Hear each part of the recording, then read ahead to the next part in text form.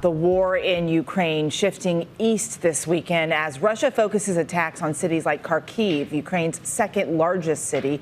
Apartment buildings now in ruins. And Ukrainian leaders urging civilians to flee Russia's offensive in the east, while President Zelensky demands a tough global response to the Russian missile attack on a crowded train station that killed more than 50 people. Zelensky getting a strong show of support from the UK's Boris Johnson, who made a surprise visit to Kyiv and promised new arms and aid. Zelensky also thanking Western leaders for a global fundraising event that has brought in about $11 billion for Ukrainian refugees and people displaced. Let's get the latest developments now from ABC's senior national correspondent Terry Moran in Lviv again for us this morning. Terry, good morning to you.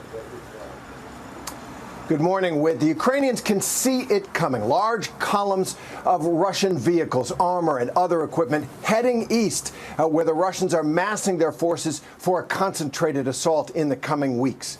Meanwhile, the Ukrainians are asking for more weapons and more support, and that's why people here were thrilled when British Prime Minister Boris Johnson showed up strolling the streets of Kyiv. This morning, Russian air assaults are hammering cities across Ukraine, especially in the east. Missile strikes in Kharkiv, Odessa, and elsewhere deepen the sense here that the worst of this war is yet to come.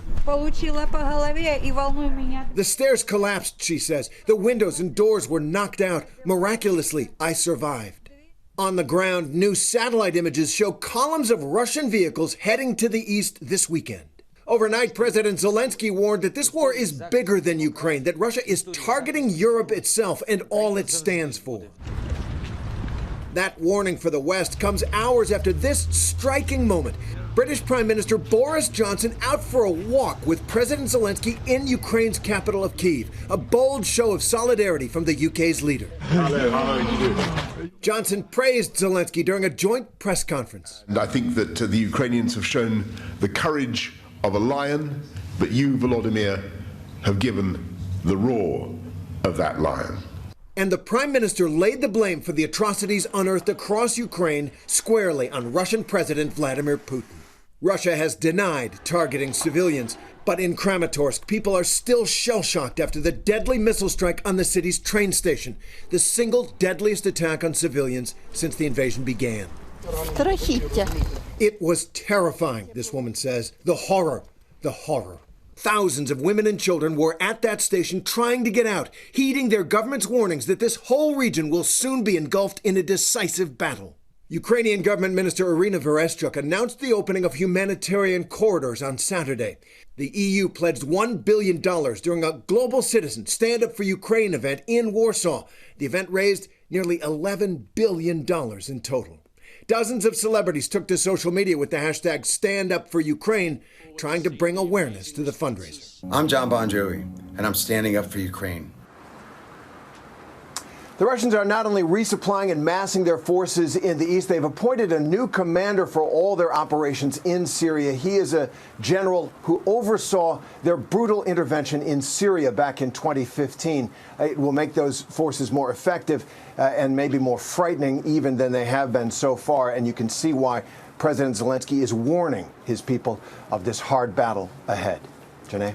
Our thanks to Terry. And joining us now is our military contributor, retired U.S. Army General Robert Abrams. I want to pick up where Terry left off, these reports about the new Russian military command structure. Tell us about what do they tell us about the challenges that Russia's facing in Ukraine?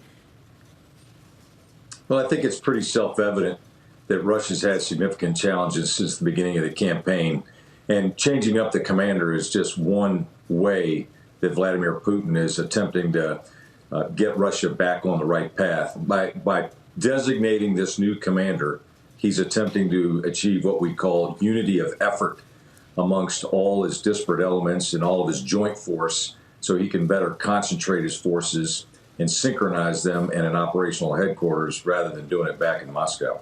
And with all of that in mind, right now, where do things stand on the ground? Well, things stand what we call an operational pause, and really initiated by the Russians with their withdrawal out of the Kyiv and northeastern Ukraine. An operational pause is one where we need to gather ourselves up, rearm, refit, reorient, make command changes like we just discussed, and then make preparations to regain the offensive. It also gives an opportunity for the Ukrainian armed forces to do the very same thing and adjust their defensive positions and go on the offense with a counterattack when they can. And General Abrams, there are now reports that NATO now plans to deploy a permanent force on its border to combat possible future Russian aggression. How significant is this?